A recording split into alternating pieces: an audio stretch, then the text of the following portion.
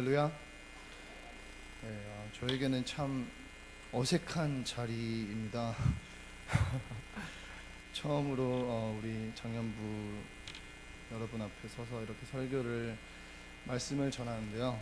참 이 시간에 하나님께서 저희와 함께 하시고 제가 여러분에게 드리는 말씀을 통해서 주님의 말씀을 듣고 가시는 시간 되었으면 좋겠습니다. 이번 성일 블레싱을 통해서 저는 정말 대단한 사실을 알게 되었습니다. 그 네 번째 날이었던 것 같습니다. 강사 목사님께서 유대인들에 대하여 맞는 말씀을 해주셨는데요. 그때 강사 목사님이 하신 말씀 중 하나가 저에게 참 큰 충격을 주었습니다. 바로 유대인들에게는 세대 차이가 없다는 것입니다. 그리고 한 가지 더 저에게 충격을 준 것은 그들은 세대별로 예배를 드리지 않고 다 같이 가정들이 함께 모여서 예배를 드린다는 것입니다. 지금 저희가 살아가고 있는 세상과 사회를 보면 너무나도 빠르게 바뀌고 있습니다. 스마트폰이 새로 나왔다고 해가지고 스마트폰을 구매를 했더니 몇 주 후에 더 좋은 것이 나온다고 광고가 나옵니다. 이렇게 빠르게 변하고 달라지는 세상 가운데 저희의 세대 차이는 날이 갈수록 더 멀어지고 더 많이 날 수밖에 없는 것 같습니다. 제가 좀 늦은 나이에 한국으로 다시 들어와서 대학을 다니게 됐는데요. 그러다 보니까 저보다 4살에서 9살까지 어린 친구들과 대학을 다니게 되었습니다. 그들과 함께 공부하고 시간을 나누고 또 교제하면서 가끔 느끼는 건데요. 저보다 어리구나, 참 세대 차이가 나는구나 라고 생각이 날 때가 많습니다. 그러는 제가 여러분 앞에서 이런 말씀을 드리고 있으니까 얼마나 웃길까요? 네, 여러분도 저를 보시면 세대 차이가 나는구나 라고 생각을 하실 겁니다. 이렇게 세대 차이가 많이 나는 저희 사회 속에서 저희는 신앙생활을 하고 있습니다. 예전에는 예배를 드리면서 피아노도 못 치게 피아노 치는 것도 반대하시던 분들이 많이 있었다고 들었습니다. 하지만 요즘은 피아노, 키보드, 기타, 악기들 없이는 찬양을 드리지 못한다는 청년들도 많이 있습니다. 이렇게 다른 우리 안에서 어떻게 하면 서로의 세대 차이를 극복하고 신앙생활을 할 수 있는지 오늘 말씀을 통해서 우리가 보고자 합니다. 오늘 말씀은 우리가 너무나도 잘 아는 가정을 보여주고 있습니다. 바로 아브라함의 가정입니다. 아브라함으로부터 시작된 믿음의 가정입니다.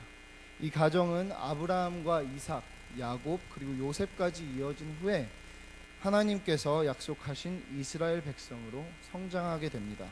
저는 이 말씀을 읽으면서 한번 생각해 보았습니다. 창세기 대부분이 아브라함부터 시작된 이 가정을 보여주는데요. 과연 이들에게도 세대 차이가 있었을까라는 질문을 한번 해보았습니다. 아브라함과 이삭의 나이 차이는 100살입니다. 100살이나 100년이라는 이 차이가 나는데 과연 이들에게도 세대 차이가 있었을까? 우리가 알 수 있는 방법은 없다고 봅니다. 하지만 저희가 오늘 배워야 하는 것은 세대 차이가 있느냐 없느냐가 중요한 것이 아닌 다음 세대에게 어떻게 신앙을 가르쳤느냐가 중요한 것입니다. 아브라함은 우리가 너무나도 잘 아는 믿음의 아버지입니다. 그리고 순종의 아버지입니다. 너무나 아브라함이 사랑하는 이삭을 하나님께서 제물로 바치라고 하셨을 때 한마디 없이 불평불만 없이 이삭을 데리고 와서 제단 위에 놓습니다. 그리고 칼을 들어 자기의 아들을 찌르려고 합니다. 다행히 하나님께서 멈추셔서 하나님께서 아브라함의 믿음을 아시고 그 믿음을 기쁘게 여기셨습니다. 하지만 다른 면으로 본다면 이삭 또한 대단한 믿음을 가지고 있는 것 같습니다. 이삭 또한 그 자리에서 자기가 제물로 바쳐진다고 했을 때 아무 불평불만 없이 그 자리에 누워 있었던 것을 저희는 볼 수 있습니다. 더 나아가서 오늘 말씀을 통해서 이삭의 믿음을 보려고 합니다. 오늘 말씀 26장을 보면은 2절에서 4절까지 저희가 보면은 하나님께서는 아브라함에게 하신 약속을 똑같은 약속을 이삭에게 하십니다. 바로 하나님께서 이삭과 함께 하시고 그에게 복을 주시고 약속하신 땅을 그에게 주시고 그의 자손이 하늘의 별과 같이 번성하게 하신다고 약속을 하십니다. 근데 5절을 저희가 보면 5절을 다 같이 함께 읽어볼까요? 5절 다 같이 읽어보겠습니다. 시작. 이는 아브라함이 내 말을 순종하고 내 명령과 내 계명과 내 율례와 내 법도를 지켰습니다. 네, 5절을 보면은 이삭이 잘해서가 아니라 이삭이 하나님의 말씀을 순종하고 하나님에 대한 믿음이 커서가 아니라 바로 아브라함이 하나님의 말씀을 순종하고 계명과 율례와 법도를 잘 지켰기 때문에 이삭에게도 이런 복을 주신다고 말씀하십니다. 아브라함으로 인해 이삭이 복을 받은 것처럼 여러분을 통하여서 여러분의 주위와 여러분의 가정과 여러분의 친구들과 여러분들이 아는 모든 분들에게 많은 복과 은혜가 넘치길 원합니다. 그래서 하나님께서 이 약속을 이삭에게 하시자 이삭은 그 약속을 받아들이고 그 땅에 남습니다. 그리고 순종합니다. 그리고 12절에서 저희가 읽은 말씀에서 보면은 이삭은 농사를 하였고 하나님께서 그 농사를 번성케 하십니다. 창대케 하시고 또 많은 종과 많은 동물들을 소떼를 거느리게 하십니다. 우리가 세상에서 이렇게 잠깐의 성공이나 힘이나 이런 파워를 얻을 때 꼭 일어나는 일이 있습니다. 바로 주위에서 우리를 시기하고 질투하는 것입니다. 이삭 또한 똑같은 경험을 합니다. 오늘 말씀을 보니까 아비멜렉이 블레셋 사람들이 이삭을 시기하고 질투를 합니다. 그래서 그들이 너 이삭이 우리보다 더 강해졌으니 우리를 떠나라 라고 부탁을 합니다. 우리가 세상을 살아갈 때 성공과 힘을 볼 때 힘을 얻으면 우리는 그 자리에 있는 것이 편할 때가 많습니다. 우리에게 그 자리가 나에게는 성공의 자리였고 나에게는 편안함을 주는 자리이기 때문에 가기 싫을 것입니다. 더더욱이 이삭은 더 강성해졌다고 성경에 나옵니다. 더 내가 힘이 세면 굳이 나보다 약한 사람의 말을 들을 필요가 있을까요? 하지만 이삭을 보면 그를 시기하고 질투하는 사람들에게 맞서 싸우지 않고 그들의 부탁을 들어줍니다. 그래서 이삭은 다른 곳으로 옮겨 바로 그랄 골짜기로 가서 장막을 치고 거류합니다. 그 그랄 골짜기는 이삭의 아버지 아브라함이 팠던 우물들이 있던 곳입니다. 그래서 이삭은 다시 그 우물들을 다시 파고 그곳에 남으며 그는 그곳에서 샘의 근원을 얻게 됩니다. 아브라함이 있던 곳까지 다시 와서 아브라함이 팠던 우물을 다시 파고 샘의 근원을 얻은 이삭은 똑같이 전에 있었던 곳과 마찬가지로 편안함을 느꼈을 것입니다. 하지만 또 문제가 생깁니다. 바로 그랄 목자들과 다투게 됩니다. 그러자 이삭은 또 다른 곳으로 가서 우물을 팝니다. 그런데 또 그곳에 가서 우물을 파니까 또 다른 족속들과 또 싸움을 하고 다투게 됩니다. 그래서 마지막으로 이삭이 옮겨서 우물을 판 곳은 바로 르호봇이라는 곳입니다. 바로 여호와께서 우리를 위하여 넓게 하셨으니 이 땅에서 우리가 번성하리로다라는 뜻을 가집니다. 이런 이삭의 모습을 보면 편안함과 힘을 가졌음에도 불구하고 남을 배려하고 남에게 인내하는 모습을 볼 수 있습니다. 우리는 그런 인내심과 끈기 그리고 남을 배려하는 모습을 이삭에게서 배워야 하는 것입니다. 여러분, 우물을 판다는 것은 정말 어려운 일인 것 같습니다. 제가 익산에 저희 작은아버지가 농사를 하시는데 하우스에서 명절 때였던 것 같습니다. 하우스에서 우물을 파신다고 이렇게 파이프를 땅속으로 넣는 작업을 하고 있었습니다. 그때 저희 작은아버지들 몇 분이 계셨고 제 사촌 동생들 몇 명이랑 같이 그 작업을 하는데 몇 명은 파이프를 잡아서 돌리고 그리고 몇 명은 하우스 위로 올라가서 망치로 그 파이프를 때리는 작업을 하고 있었습니다. 그래서 제가 잘 보이려고 열심히 일을 하고 있는데 밑에서 파이프를 열심히 잘 돌리고 있었는데 갑자기 위에서 이런 소리가 들리는 겁니다. 그래서 깜짝 놀라가지고 이렇게 숙였습니다. 근데 그 망치가 떨어지면서 제 머리를 친 겁니다. 꽤 무거운 망치였습니다. 엄청 큰 건 아니었는데 중간 사이즈의 망치였는데 저는 그걸 맞으면서 하나님께서 나를 데리고 가시는구나, 그렇게 생각을 했었습니다. 정말 아팠습니다. 정말 아팠는데 제 머리에 뭐가 들었는지 그냥 혹 하나만 나고 끝났습니다. 정말 신기하게도 잠깐 어지러웠지만 다른 문제 없이 혹 하나만 나고 그 상황은 종료가 되었습니다. 제가 그때 느낀 건데, 그때 망치의 위력을 한번 느낄 수 있었고요. 그리고 두 번째 제가 느낀 거는 이렇게 작은 우물을 파는 것도 정말 어려운 일이구나 라고 느낄 수 있었습니다. 그 작은 파이프 하나를 땅속으로 넣는 것도 정말 어려운 일인데, 우리가 본 이삭은 다투기 싫어서, 남들과 다투기 싫어서 자기 자신을 희생하며 장소를 옮기면서 그 힘든 우물을 몇 번이나 팝니다. 우리는 이런 끈기를, 인내심을, 배려를 이삭에게서 배워야 하는 것입니다. 여러분에게 이 이삭에게 있는 인내심이 여러분에게 있기 원합니다. 그리고 이 우물 파는 것은 이삭에게서 끝나지 않습니다. 말씀을 보면은 아브라함으로부터 시작된 이 우물 파기는 이삭에게 연결이 되고, 이삭이 팠던 우물, 그리고 나중에 요한복음 4장을 보면 예수님께서 사마리아 여인을 한 우물 옆에서 만나시는데요, 그 우물은 바로 야곱의 우물이라고 나옵니다. 우리가 볼 수 있는 것처럼 아브라함부터 시작된 이 우물 파기는 이삭을 지나 야곱까지 연결되는 것입니다. 우리가 지금까지 이삭의 믿음을 보았다면 이번에는 야곱의 믿음을 보려고 합니다. 저희가 성경을 많이 보면은 아브라함과 이삭의 관계를 많이 볼 수 있고, 또 이삭과 야곱의 관계를 많이 볼 수 있습니다. 하지만 아브라함과 야곱의 관계는 잘 볼 수 없는 것 같습니다. 그래서 제가 한번 생각을 해봤습니다. 아브라함이 100세 때 이삭을 낳았습니다. 그리고 아브라함은 175세까지 살았습니다. 그리고 이삭은 60세 때 에서와 야곱을 낳습니다. 수학이 빠르신 분은 이게 나왔을 텐데 약 15년을 아브라함과 야곱은 함께합니다.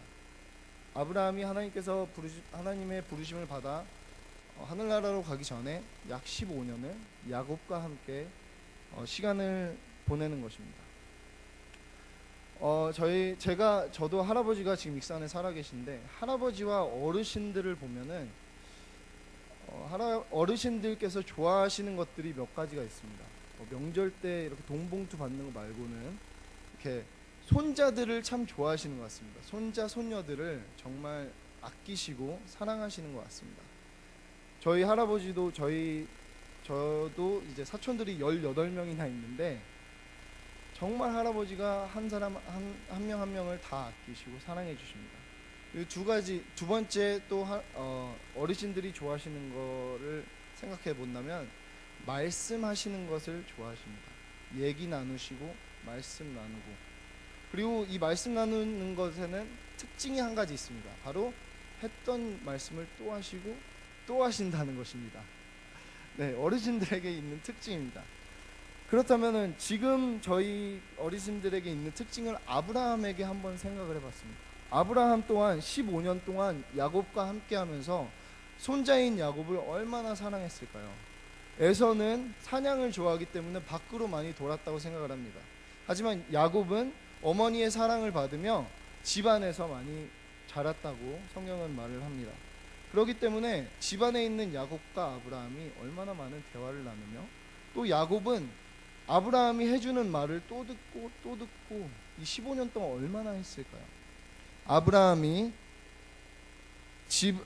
하나님께서 아버지의 집을 떠나라고 말씀하신 명령, 그리고 번성하게 되리라고 하신 하나님의 약속, 예전에 아브라함이 팠던 우물들, 하나님께서 이름을 아브람에서 아브라함으로 바꾸신 이야기, 이삭을 어렵게 가진 이야기, 그리고 이삭을 제물로 드릴 뻔한 이야기, 이런 많은 이야기들, 이런 많은 이야기 말고 또 더 많은 이야기들을 야곱에게 했을 거라 생각합니다. 그 중에 그 이야기들 중에 야곱은 한 가지를 진짜 잘 새겨들은 것 같습니다. 바로 하나님께서 아브라함의 이름을 바꾸신 이야기입니다.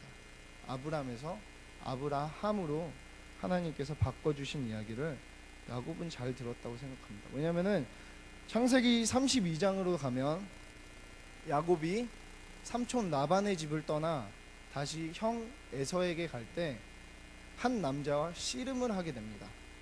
밤새도록 씨름을 하고 이 남자가 지쳐서 힘들어서 야곱한테 나는 이제 갈 거다 했을 때 야곱은 그 남자를 놓아주지 않습니다. 그러고 말합니다. 나를 축복하기 전까지는 당신을 놓아주지 않겠다라고 말을 합니다. 제가 볼 때는 야곱은 이때에 자기 할아버지 아브라함이 했던 말을 생각하지 않았을까 생각을 해봅니다. 아브라함도 하나님께서 그 끈기를 가지고 하나님을 붙잡자 아브라함이라는 이름을 주신 것처럼 야곱 또한 이 사람을 붙잡고 있으면 나에게 큰 복을 주시지 않을까라고 생각을 한 겁니다. 그래서 이 사람을 붙잡고 이 남자를 붙잡고 놓지 않은 겁니다. 그러자 이 남자는 야곱의 이름을 이스라엘로 바꿔주십니다. 바로 이스라엘 백성의 그 시작점이 이곳에서 시작이 되는 겁니다. 그리고 큰 축복을 받는 야곱이 됩니다. 우리가 이삭에게 보았던 그 우물 파는 끈기와 인내를 똑같이 할아버지로부터 배운 그 믿음을 가지고 야곱 또한 그 끈기와 믿음을 붙잡고 있는 모습을 볼 수 있는 것입니다. 사랑하는 성도 여러분, 어떻습니까? 오늘 본문에서 본 것처럼 아브라함으로부터 시작된 이 가정은 세대를 이어가며 각자의 시대에서 씨름을 하고 고민을 합니다. 그래서 이삭도 믿음을 가지고 우물을 계속 파고 야곱 또한 믿음으로 자기의 우물을 파는 것입니다. 그것처럼 우리 부모님들의 세대에서 믿음의 우물을 판 것처럼 우리 자녀들에게도 믿음의 우물을 파도록 도와주어야 하는 것입니다. 아브라함으로 시작된 이 믿음의 자리에 여러분은 지금 계십니까? 그리고 아브라함으로부터 시작돼서 이삭과 야곱에게 전해진 이 믿음이 여러분의 자녀들과 여러분의 후손들에게 전해지고 있습니까? 지금 제가 우리 대한민국을 보면 너무나도 안타까운 일들이 많이 있습니다. 기독교의 숫자는 점점 줄어가고 있고 기독교는 개독교라는 욕을 먹고 있습니다. 그리고 지금 학교에서 아이들에게 인성 교육을 제대로 하고 있지 않다고 봅니다. 아이들은 학원과 학교, 공부에 치이다 보니까 그 스트레스를 풀지 못하고 자살률이 1위라는 세계 1위라는 곳에서 힘들게 살아가고 있습니다. 일자리는 없다고 하고 취업 준비를 하는 청년들은 늘어나고만 있습니다. 그렇다고 기성세대는 다 죽어가는 대한민국을 이렇게 살려놓은 대가를 받기는커녕 사회에서 버림받고 무시당하고 있습니다. 어딜 가나 교육은 죽어가고 자기 자신의 소견으로 살고 자기 자신 뜻대로만 살아가는 우리 대한민국을 볼 수 있습니다. 이런 사회에서 우리 교회가 살아나야 한다고 저는 생각합니다. 이런 사회에서 하나님께서 주신 진리를 가지고 세상에서 고통받고 세상에서 힘들어하는 사람들에게 위로가 되어야 하는 것이 바로 이 교회입니다. 하지만 더 나아가서 이 교회는 가정들을 바로 세워야 하는 것입니다. 더욱더 바빠지고 더욱더 정신없는 세상에서 교회가 낄 틈은 별로 없습니다. 요즘 일요일 주일날 한 번 예배를 드리고 가는 사람들이 더욱더 많아지고 주중에 나와서 예배 드리는 사람은 적어지고 있다고 합니다. 그럴 때 우리 가정이 살아야지 바로 가정에서 그 믿음을 키워줄 수 있고 가정에서 아브라함의 믿음을 심어줄 수 있는 것입니다. 아브라함의 믿음이 이삭에게 전해지고 또 이삭의 믿음이 야곱에게 전해지고 야곱의 믿음이 요셉에게 전해진 것처럼 우리 가정에서 또한 우리의 믿음을 통해 우리 자녀들, 우리 후손들이 그 믿음을 배워야 하는 것입니다. 오늘날 자녀를 키운다는 것은 참 힘든 것 같습니다. 이제 저도 5월 달에 제 딸이 이제 출생을 하는데, 여러분들은 다 자녀들이 있으신 분들인데 참 힘드셨을 겁니다. 그리고 제가 저와 저희 아버지의 사이를 보면 저희 아버지도 정말 저 때문에 고생을 많이 하셨습니다. 하지만 그 자녀를 키우는 것도 그만큼 스트레스가 되고 힘들지만, 이렇게 빨리 변하고 세대 차이가 많고 빠르게 변화하고 있는 이 시대에서 자녀들 또한 믿음을 붙잡고 그 믿음을 가지고 이 세상을 살아가기는 정말 어렵습니다. 그렇다면 우리는 이 문제를 어떻게 해결해야 할까요? 우리 어른들은 자녀들이 독립적으로 믿음을 키워나갈 수 있게, 가질 수 있게 도와주어야 하는 것입니다. 자신의 세대 속에서 믿음의 우물을 팔 수 있게 도와줘야 하는 것입니다. 여러분들은 여러분들의 믿음의 우물을 파셨습니까? 그렇다면 여러분들의 자녀들은 지금 그 자리에서 믿음의 우물을 파고 있습니까? 한번 돌아보시기 바랍니다. 하나님께서는 우리에게 각자 파야 하는 우물을 주셨다고 믿습니다. 그게 한 사람이, 한 생명이 되든 아니면은 여러 명이 되든 우리에게 각자 주어진 믿음의 우물이 있다고 생각을 합니다. 인내심, 이삭에게 있던 인내심과 요셉에게 있던 그 끈기, 그리고 아브라함에게 있던 그 믿음을 가지고 그 우물을 팔 때는 하나님께서 아브라함과 이삭과 야곱에게 주신 그 복, 그 은혜를 저희에게 주실 거라 믿습니다. 그리고 저희 후손들에게 주실 거라 믿습니다. 이제 저희 대한민국이 다시 일어나야 할 때입니다. 대한민국은 어떻게 보면 이스라엘의 길을 걷고 있지 않을까 생각합니다. 하나님께서 너무 많은 축복을 주시자 이스라엘은 하나님을 잊고 자기 뜻대로 살아갑니다. 우리 한국에게 진짜 기적 같은 일이 일어났습니다. 한강의 기적이라고 많이 하죠. 그 기적이 일어났을 때 우리는 더 감사해야 하고 더 하나님을 의지해야 하는데, 그런 기적이 우리에게 일어나자 우리는 우리 자신만을 더 의지하고 있는 모습을 보입니다. 여러분, 우리가 이 믿음의 우물을 팔 때 더욱더 주님을 의지하고 주님께 나아갈 수 있는 주님의 성도님들 되길 원합니다. 기도하겠습니다. 하나님 아버지, 감사합니다. 저희를 이 세상에 보내주시고 또 이 자리에 인도해 주신 거 감사드립니다. 주님, 이 세상과 이 사회는 너무도 빠르게 변하고 있고 너무도 빠른 속도로 변하면서 세대 차이가 늘어나고 서로를 이해하지 못하는 그런 사회로 변하고 있습니다. 주님, 아브라함에게 주신 그 믿음처럼, 그리고 그 믿음이 이삭에게 그리고 야곱에게 전해진 것처럼 우리 가운데 아브라함에게 주신 그 믿음을 주시옵시고, 또 우리의 그 믿음을 가지고 주님만을 의지하며 또 그 믿음을 우리 자손들에게 전할 수 있는 주님의 종들 될 수 있도록 주여 은혜 내려 주시옵소서. 언제나 주님만을 찬양하기 원하며 더욱더 겸손한 마음으로, 낮은 마음으로 주님께 나아가기 원합니다. 저희를 붙잡아 주시옵소서. 이 모든 말씀 예수님 이름으로 기도드립니다. 아멘.